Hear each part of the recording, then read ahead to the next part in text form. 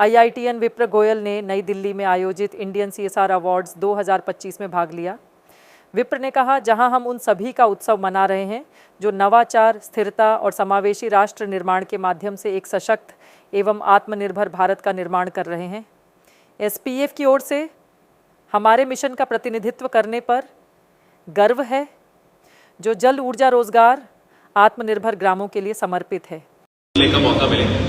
मेरा नाम है विप्र गोयल और मैं राजस्थान की भूमि से आता हूं, पर जो कार्यप्रणाली में आप सबके सामने रखना चाह रहा हूं आज पूरे भारत से संदर्भ रखेगी, ऐसा मैं पूरा कोशिश करूंगा। I would like my presentation to be played please, and if I can have the wireless.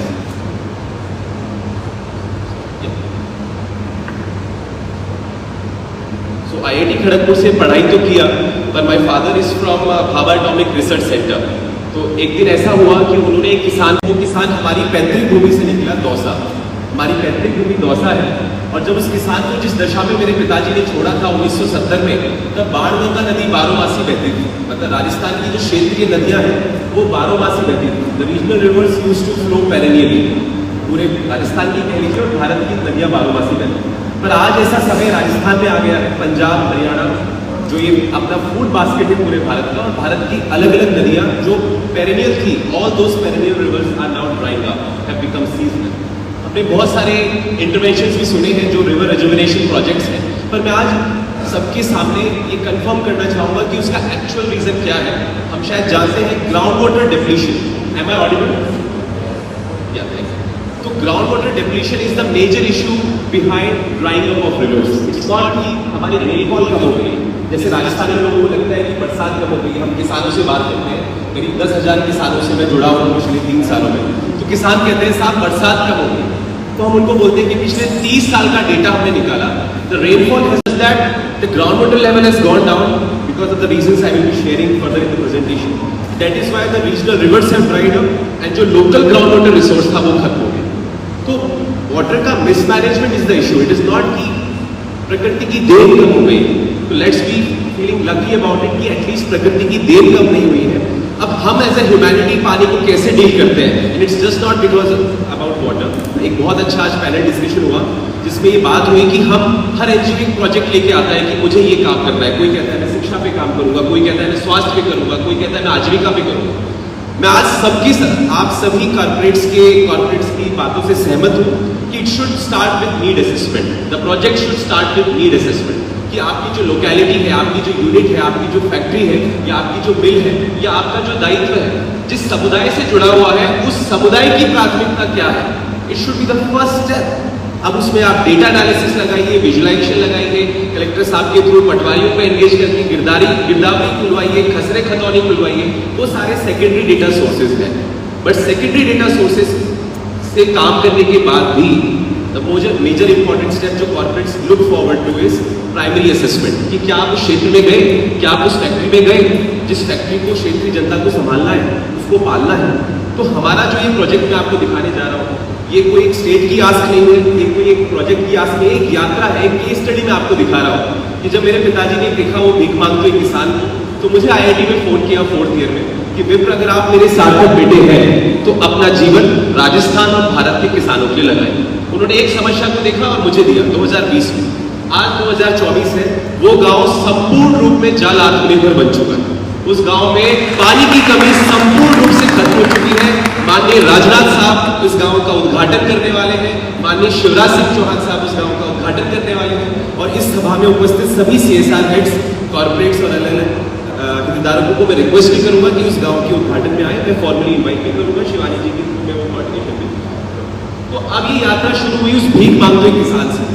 तो वो क्या रहा है राजस्थान का, अगर मैं आपको एक केस स्टडी दूं, आपके अपने प्लांट्स के अलग अलग स्टडी रहेगा, but the way we do the study of a CSR project, the way we do our need assessment is through geographical analysis. कि हम पहले उस गांव को समझते हैं, हमें भारत को समझना है कि भारत गांव में बसता है, ये बात सब बोलते हैं, पर उस गांव की 65% आय खेती से आती है, उस गांव की 35% आय पशुपालन से आती है। और हमें ये देखना है कि खेती और पशुपालन दोनों भूजल पर आधारित है, दोनों जल पर आधारित। हुआ क्या है, हरित क्रांति के बाद जब ट्यूबवेल का आगाज हुआ 1970 में, when the tubewells got invented, water started being pulled out externally। तो हुआ क्या कि पिछले 40 सालों में भी lost 70% of our ground water reserves. अब जो पूरी इकोनॉमी थी, ग्रामीण इकोनॉमी, जो फॉर एग्जांपल राजस्थान में भूजल पर आधारित है, 73% से शहर में कंजेशन, क्राइम बढ़ रहा है, अलग अलग प्रॉब्लम्स आ रही है। और गांव में जैसे उबर ऐसा कंपनी आगे आई, जोमेटो ऐसा कंपनी आ गया क्योंकि कोई डिलीवरी बॉयज मिले, किसी कंपनी को ड्राइवर्स मिले। तो ये जो गिग इकोनॉमी बनी है, वो गिग इकोनॉमी एक्चुअली वो माइग्रेंट्स हैं जो गाँव से निकल कर आए। तो आज अगर हमारे पीयूष गोयल साहब ये कहते हैं कि स्टार्टअप्स, डिलीवरी स्टार्टअप्स बना रहे हैं, तो उसमें एक चैलेंज है, रियल एक चैलेंज है कि क्या हम इस गिग इकोनॉमी को सॉल्व गांव-गांव में ही सॉल्व कर सकते हैं? क्योंकि जब मैं उस उबर ड्राइवर से बात करता हूँ कि क्या आप उबर चलाते हुए खुश है, तो वो कहता है नहीं साहब, मेरे को मेरे गांव में रोजगार मिल जाता तो मैं ज्यादा खुश रहता। जब मैं उस जोमेटो डिलीवरी बॉय से बात करता हूँ तो वो बोलता है कि नहीं साहब, यहाँ गाली खानी पड़ती है। वो कहता है मेरा खाना ऊपर दे रहा हूँ 3 मंजिल ऊपर, और वो भी इज्जत से नहीं। काश मेरे खेत पर पानी होता। राजस्थान में ऐसा कहता है, आपके अपने राज्य में अपना वो होगा, मैं पानी को सेल करने नहीं आया। तो वो कहते हैं मेरे गांव की अगर समस्या सॉल्व हो जाए इंफ्रास्ट्रक्चरली, तो मैं अपने गांव में अपने परिवार के साथ रहना चाहता हूं। I think this is the biggest happiness index जो हमको फॉलो करनी है। That's why we as an impact partner of this programme have titled our initiative to be mission Aatmanirbhar Bharat, कि हम अपने गांव को आत्मनिर्भर बनाएं, तब विकसित भारत का 2047 का सपना साकार हो। बिकॉज 100 करोड़ लोग भारत में गांव में रहते हैं, 150 करोड़ की आबादी में 100 करोड़ लोग गांव में रहते हैं। आई थिंक एक नैरेटिव आप सबने सुना होगा, India 1, India 2 and India 3। India 1 वो 12 करोड़ लोग हैं जिनकी पर कैपिटा इनकम 12 लाख रुपए, इंडिया 2 वो 36 करोड़ लोग हैं जिनकी पर कैपिटा इनकम 2.5 लाख रुपए, और इंडिया 3 वो 100 करोड़ लोग हैं जिनकी पर कैपिटा इनकम मात्र 8,000 रुपए।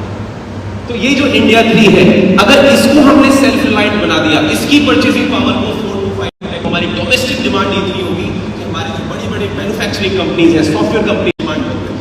तो मैं चाहता हूं कि सीएसआर सिर्फ एक दायित्व नहीं हो, सीएसआर एक आर्थिक क्रांति का माध्यम बने भारत में।